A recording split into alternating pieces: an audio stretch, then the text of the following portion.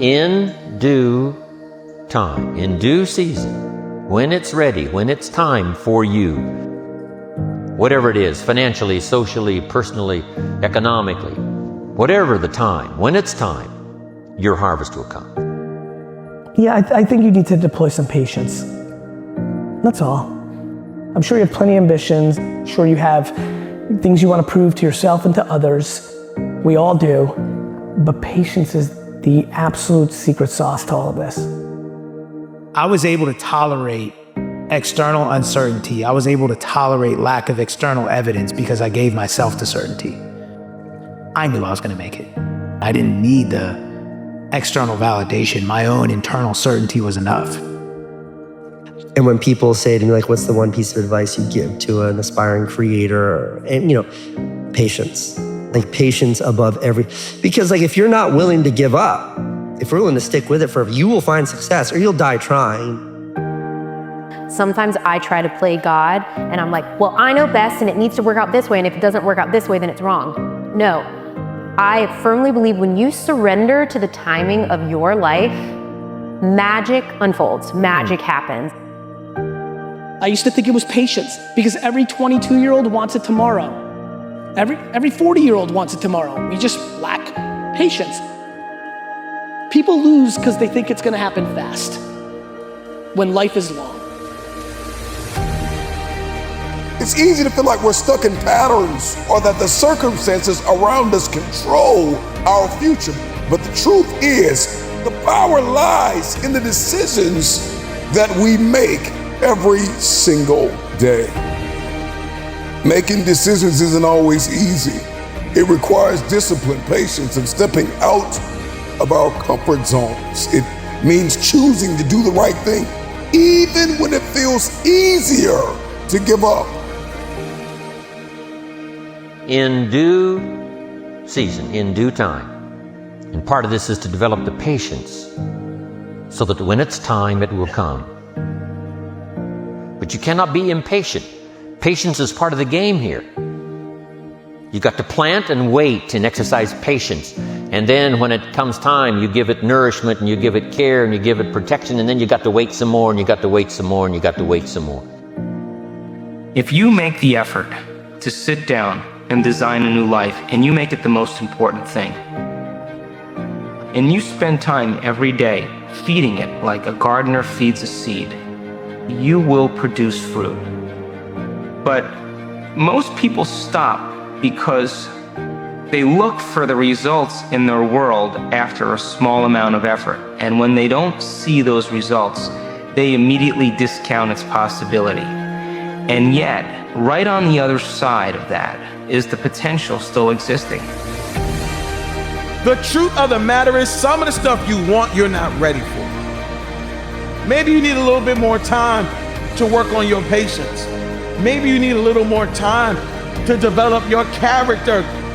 We must understand that we have to put something into it to get something out of it. It's going to be a process, and this takes time.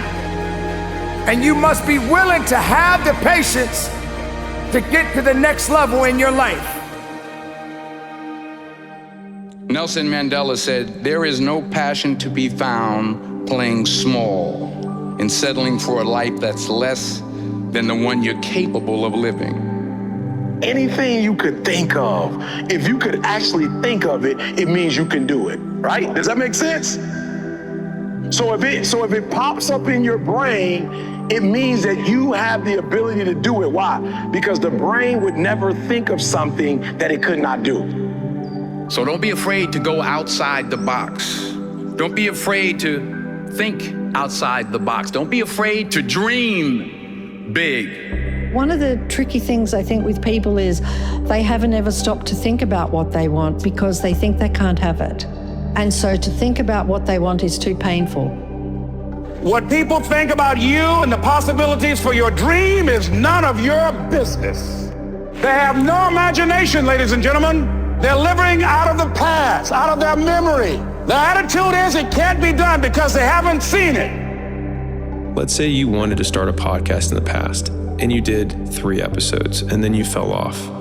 And so then criticizer gets 1 point. And then they think, I told you so. Why are you doing another kick like this? Oh, you're going to try that now. Okay, here we go again. The thing is that you are still closer having done 3 than having done 0.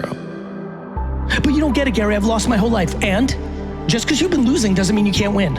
I call it the Monday Night Miracle thesis. The Monday Night Miracle is when the New York Jets were losing to the Miami Dolphins on Monday Night Football 30-7 with like 10 minutes left in the game and came all the way back and won. Just because you've sucked at life and you're like, it's not true, I'm not awesome, I've lost at everything. Drug abuse, lost my loved one, like losing, like by how we would all consider it. I literally believe that you can win. And many have. When you deploy love, not hate. So many have poison in their soul, they gotta get it out. As you think, so you become. The mind is like a factory, a mental factory. And whatever you think about all day long pours ingredients into this mental factory. Can you imagine dumping a barrel of trash into this mental factory every day and coming out with a rich, dynamic, positive life? It can be done. And it starts with thought. Everything starts with thought. So you must be wise and careful what you think about, because that starts everything. The easiest thing I've done was to get out from under the labels and to live the life that I live. The most difficult thing I've ever done was to believe that I can do it. I think every thought that you have makes a chemical. And you can have thoughts that make you feel good and thoughts that make you feel bad. If 90% of the thoughts that we think are the same thoughts as the day before, the same thoughts lead to the same choices. But I do think that if you think differently and you learn new information and you have new thoughts, if you can make new choices and demonstrate new behaviors and create new experiences and arrive at new goals and feel new emotions, I would say that's evolution. And I think that people really, really secretly believe in themselves on some level. And I think being defined by a vision of the future, or really always dreaming of another great experience, I think is a great reason to wake up in the morning. And you could live a very, contained life. You're scared of being ridiculed. You're scared of humiliation. You're scared of saying, I want to do great things, and then not doing great things. But I would argue saying you want to do great things and not doing great things is better than just not doing anything, not saying anything. Give it a crack. If you're going to do it, do it. Say what you can do. Do what you say. If you can't do it, don't say you can do it. Don't over-leverage yourself. Don't over-leverage a decision and then jump in and kind of dip a toe. I think I'll try it out. No, think if you're going to try it out beforehand, but when it's time to go, dive. Finish it. Find out. Come out the other side. Don't leave it and go, ooh, if I just would have. That keeps me up at night. I think it keeps a lot of us up at night. When you half-ass something and you just don't know whether you failed or succeeded, got what you want or didn't get what you want. Finding out and looking in the mirror and going, I didn't half-ass it, I went all the way, I found out, and that ain't for me. Or I found out, and you damn right that is for me. That's a great place to get to. Smart people like the idea of being cynical because it seems like you've considered all of the options. Only somebody that's a smooth-brained idiot would believe that things are going to go well. Obviously, that's what the normie midwits think. But it fails to recognize that your experience of your life is largely determined by the story that you tell yourself about it. If you have judgmental parents or judgmental friends or judgmental whatevers, and you date people and you bring them home, if they say, I don't think this is the girl for you, they're right every single time, your entire life, except for the one person that you decide to marry. And then they are absolutely wrong at the time that it mattered most. And the thing is they get to say on your 6th girlfriend and 7th girlfriend and 8th girlfriend, because let's face it, you've been alive for a while. I have a perfect guess. I'm right 100% of the time. This roulette, we'll see how long this one lasts. And 2 years in, they're like, see, you finally broke up with her. I told you at the beginning it wasn't gonna last. Well, it never lasts except for the one that's gonna stick. Duh. And the business never works until it's the one that does. it's not about them being right or wrong. Again, it's about how right and how wrong they could be. And so it's just about directional correctness and realizing that criticizers are more often correct, but when it matters most, incorrect. The amount of people that quit 3 weeks before their shit that they spent 4 years on pops off it's a real number. It's happened quite a bit in the world. The amount of people that quit their life's dream the day before it was gonna click breaks my heart. There was a time in my room, and I'll never forget this, 2008, I just got cut from the Seahawks. I'm in my parents' house because I don't want to go out. Looking around my room, all the trophies, all the jerseys, see my 1-year-old son. And I said, man, is this it? Is this the Mecca of my life? And something inside of my soul said, it's not it. It's just the beginning. And there was no external evidence of that. I had to trust that internal knowing that this was it. One of the best things you can ever do in your life is to change your words. Your tongue, your words have the ability to shape your world. You gotta get to a place where you say, you know what? I gotta stop talking about what I don't have and who's not here and what someone didn't give me. I gotta stop talking death and I gotta start talking life. When you look at your life, I promise you there is a connection between the life you live and the words you have spoken, because my words can change and shift my world. So many people rehearse mentally what they're about to do. And when they do that, they actually prime their brain. They actually can change their brain and change their body just by thought alone. What thoughts do I want to fire and wire in my brain? Let me become familiar with those. What behaviors do I want to demonstrate? What would greatness do? What would be the feeling that I want to feel if I was able to do it? Would it be worth? Would it be self-love? Would it be freedom? Would it be joy? Let me teach my body emotionally what a future could actually feel like before it happens. The more you rehearse it mentally, the more you prime your brain and body for the act. So you could actually practice rehearsing how you're going to change in your life. Teach your body emotionally that there's another way to feel and do it over and over again. It'll become familiar to you. Intentionally act like the person you want to become. That's not fake it till you make it, by the way. This is intentional, because when you intentionally act like the person you want to become, your brain sees you taking those actions, so your brain starts to change the way it relates to you. Everyone says, I want to be the world's best tennis player. I want to be the world's best basketball player. I want to be the world's greatest podcaster. That's already been done. There's another level. You're not thinking big enough. The process it takes to be number one and stay at number one, your dreams and thoughts better be so big that they better scare you. It has to be something that nobody else has thought about before or done before.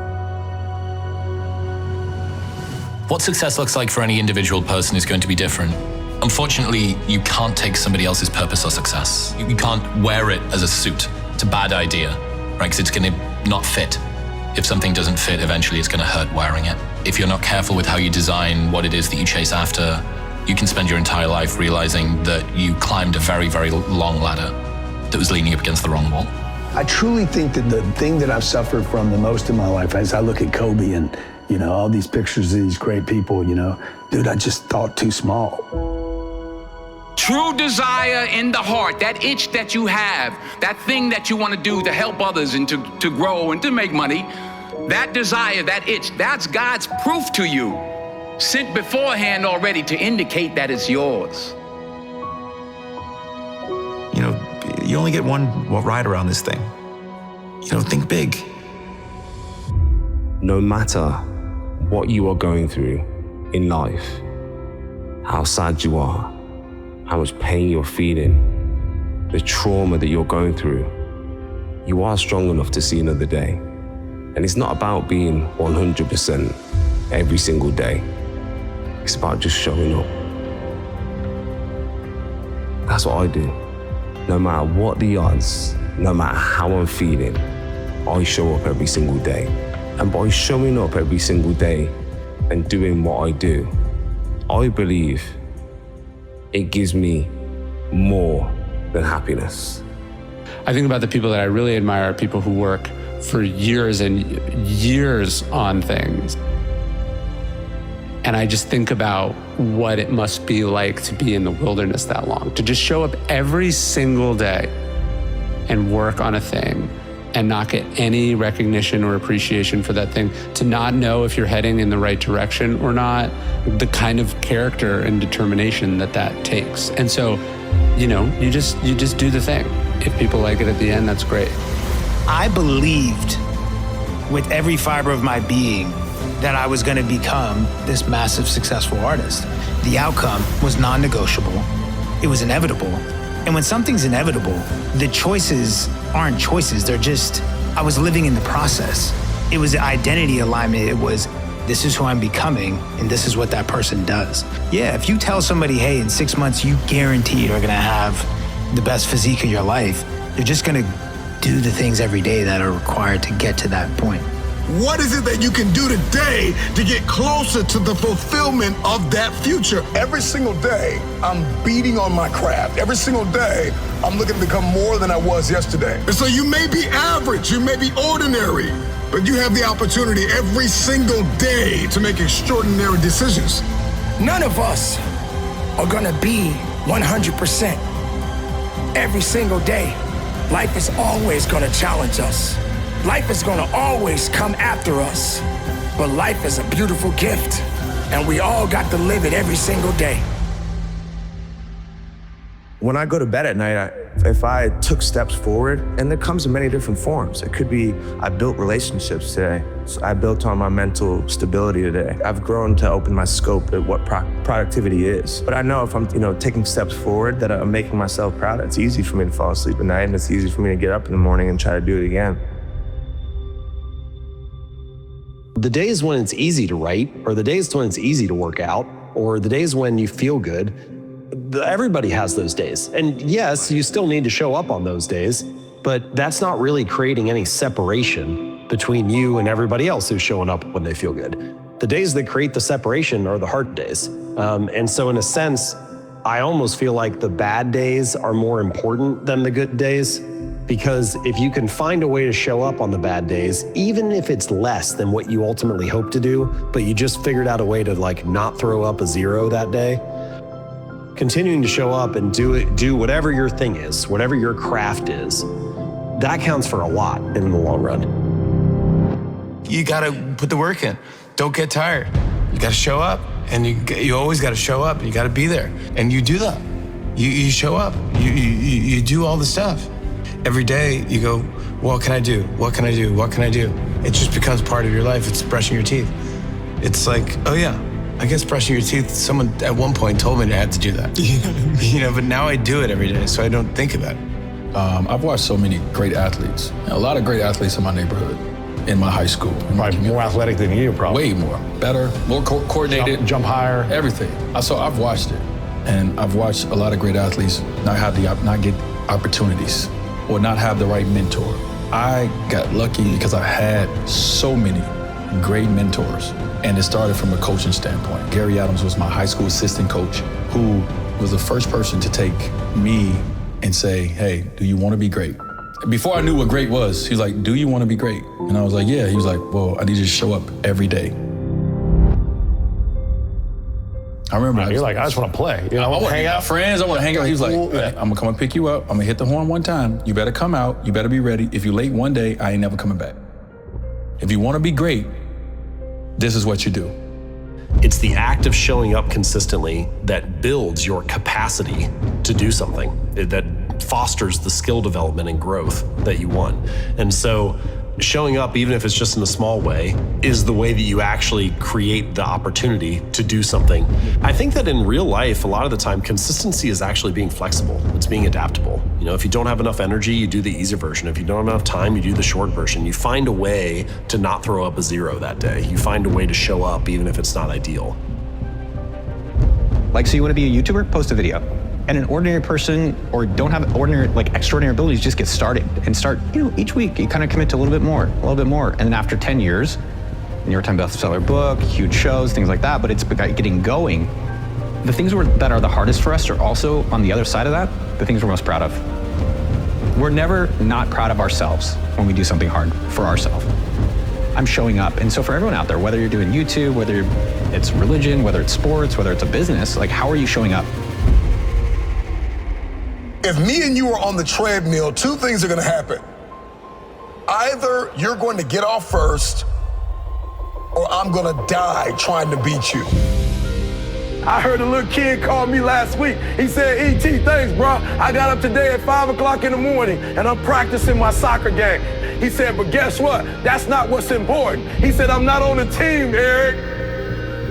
He said, I didn't make the soccer team, but I'm getting up at 5 o'clock every morning practicing as if I made it. There are two types of people. There are people who plan for events, and when the events don't show up, they don't show up. And then there's another group that's hungry, and they want it as bad as they want to breathe. And whether there's an event or not, they getting up. Whether there's an opportunity or not, they getting up and getting dressed. They getting up, they getting out, and they going to make it happen. Are you hearing what I'm telling you? It's about being prepared beforehand so that when the opportunity comes, you already ready for the opportunity.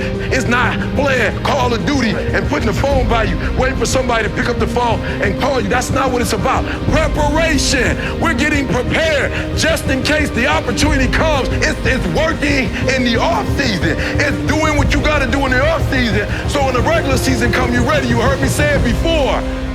It's easy to give up. It's the easiest thing in the world to do. I'm done. I ain't going. What's hard is going, yo, yesterday I got nothing from working as hard as I could. Nothing happened from that. I'm gonna do the same thing again today, but I'm gonna try to go harder.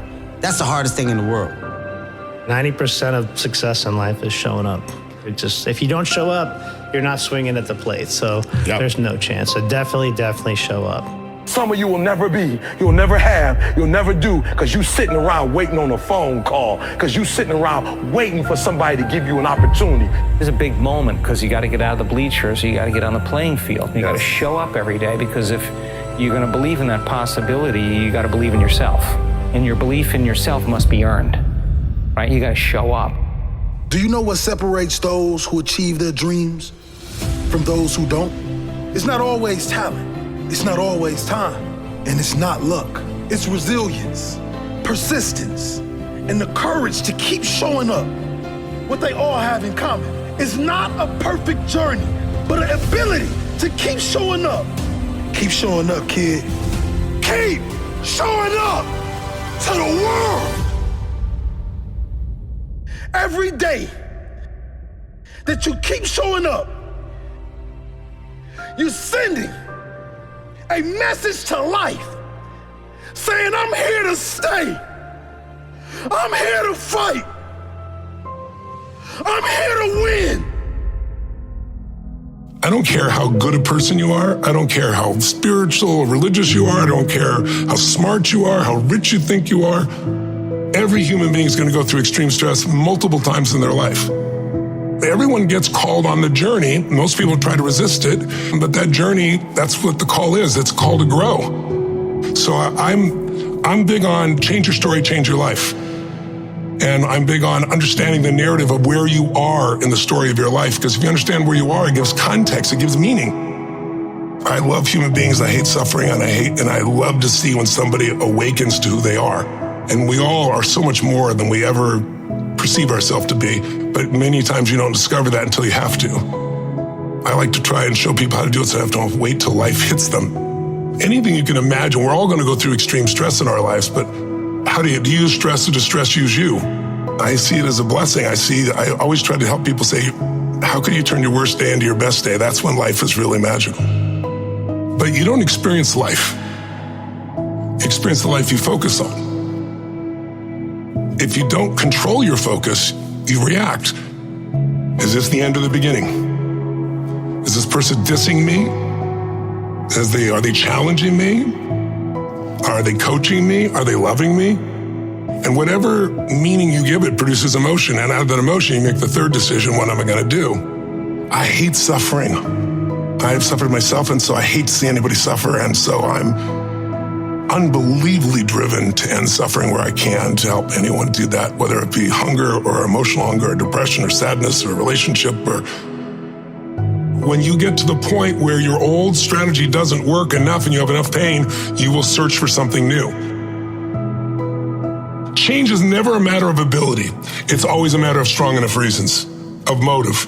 If you got strong enough reasons, you can do just about anything. But people got to find what that is for themselves, because if you succeed and you're not fulfilled, what do you got? So my passion is to help people be fulfilled, not just achieve. You are not tricking anyone. You are not tricking anyone. People continue to live life posturing and living basically their entire life as if the bullshit that they're trying to project is actually working. If you guys want success in life, if you want to grow as an individual, you need to be yourself. If you want to grow as an individual, you need to be yourself. Stop trying to be like someone else to impress individuals that you don't even know. It's not going to get you anywhere. All it's going to do is make you resent the persona that you've put onto the goddamn world, and eventually you're going to burn out and crash, lose passion for the thing that you are currently pursuing, and give up on your dreams. Be yourself. Embrace who you are. Fake it to make it does not work in today's day and age. You guys got to start being authentic. Stop trying to act like something you aren't. Stop trying to speak like something you aren't. Stop trying to be like other people. Be you. Be yourself. Embrace your uniqueness. This is who I am. It may not be who you are, but you need to embrace you. You need to embrace you. I will share with you the greatest advice ever given in this world. The greatest advice ever given, but it's the least taken. You know what that advice is? When you care for someone like a child, or when someone's cared for you before, they always give you this advice. They say, honey, just be yourself and do what you love. But here's the thing, what does be yourself mean? Be yourself means you're not living with an agenda. So you're not doing something or saying something to be recognized or appreciated or accepted. Do what you love means you're doing something that you absolutely love, and you don't have an agenda. You know what I know when someone's really doing what they love to do? I go, hey man, why do you love what you do? You know what they say? I don't know, I just love it. What they're saying is, I don't have any logical reasons of why I'm doing this. Yeah, it made me make me money. Yeah, I'd become famous, whatever. But the true essence of why, the primary reason of why I'm doing this is because I love it. Don't ever try to convince people to like you. Be you, and then they'll decide. Wow. And if they like you, cool. If they don't get you, cool. But be yourself is gonna be your best way. And that's been one of those like flagpole things that I live off of, like forget about it. Like, just don't worry about it. Just go up there and be yourself. If that don't work, then that's different. Right. But you trying to change, thinking you're gonna fit it so that they are gonna get you, and they're gonna love you because you change your little way. You can do that. Why are we trying to impress people so much? Why? For what? If we all knew that the only people you ever trick are the only people you don't want to be hanging out with in the first place, I think a lot of things in our world would change. Love yourself is real. The problem is people don't love themselves because they've decided, because it was put into their brain, that their worth is based on things that are very surface level. We must really work on not allowing outside validation to dictate our lives. I think probably one of the greatest mindset shifts was not to think of yourself as this kind of monolith that's outside the system. I used to always kind of feel like you never can make it from St. Louis. You know, I'm not the shiny suit dude that's gonna be, so you start to see yourself like, I'm only gonna be able to knock down these doors. And as you kind of go, you recognize that the world is big. It is truly an audience out there for everyone, and you earn them. You don't get it automatically because you feel you deserve it. You earn it. That's truly one thing that I keep to this day. I'm willing to work for, go grab, go hustle for, and build every little thing that comes my way. I'm not resting on any laurels. I'm not resting on any hubris. You can give me all the accolades of everything you loved. That's great. Thank you. Right now, I'm here to do a job today. I earn it. I want to earn it. You know, I'd rather be a failure and be true to myself, because when I'm being true to myself, I am being free, than to be successful and not be true to myself and then become enslaved to the very thing that made me successful. Today, I'm a speaker, I'm a coach, I'm a pilot, but on my terms. I'm not working as a pilot, I'm not working as a speaker, I'm not working as I just do it whenever I want to. Are you in a place where you are ready to actually shift and execute on why you're here? All of that is foundationally on your own self-awareness of who you are, and most importantly, finally cutting out the cancer of insecurity out of your body on the things that have always been there by shedding light. You're comfortable with losing. You're comfortable, with not succeeding. You don't worry about the judgment anymore. Even though you grew up in an environment where the judgment was overvalued, you start chipping away at that and creating a new version of yourself. And you can, because really you have no choice. I need you to be comfortable being you. And I mean the authentic you. Because the blessings that are for you, not the fake you, not the you that you're trying to create, the you that's really you. When you are okay being who you are, you'll be amazed at what the universe conspires to make happen for you. You are an unrepeatable miracle, and there is none like you in all the earth. There will never be another you. Your DNA, your fingerprint, your gait, your presence, your authenticity. Come on, you're special and you're necessary. Can I tell you something? You ain't met the real you until you have to use your power. That's the real you. Difficulty doesn't kill who you are, it actually reveals who you are. You are treasure in jars of clay. Clay is not the real you. High you, that's not the real you. Smoking weed, that ain't the real you. Drunk you is not the real you. That anxiety you, that's not the real you. That clay has convinced you that that's who you are. That clay made you think that the shy, scared, jealous, doubting you is actually you. That's not you. That's the clay that you may be in, but that's not you. Underneath that clay, there is a spirit you. There is a supernatural you. There is a treasure on the inside. And if that thing gets kicking, your clay is in trouble. You've been walking around the knockoff version of yourself. This is not the real you. The real you is breathing down your neck, begging you to manifest.